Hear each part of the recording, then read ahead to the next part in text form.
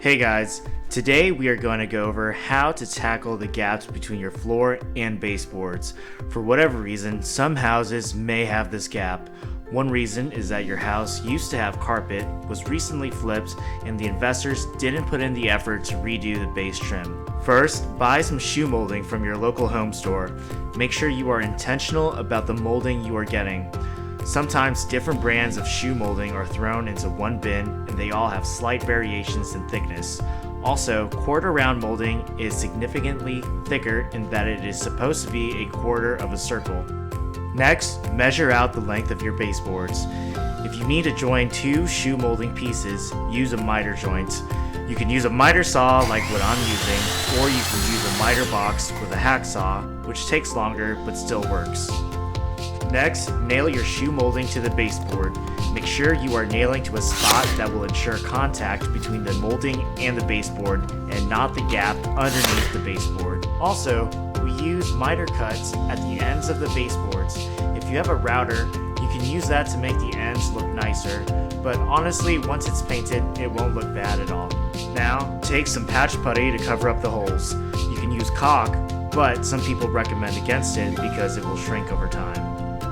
Due to the round surface, I recommend using your finger. Don't forget to wipe up the excess putty. You can also use the putty to fill in the joints. After the putty dries, it's time to paint.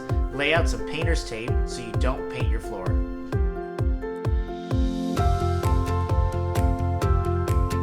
If you don't know which paint to use for trim, I recommend this ultra pure white with an interior semi-gloss by Behr. Typically, trim and molding should have a slight gloss to make it stand out more.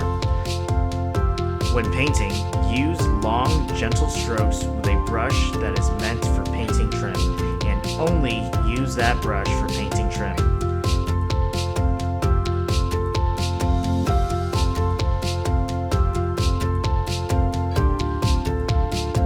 After the paint is dry, peel the tape and you have some nice shoe molding.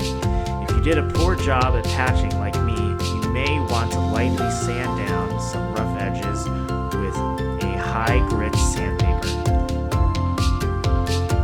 Here's another shot of before adding shoe molding and after.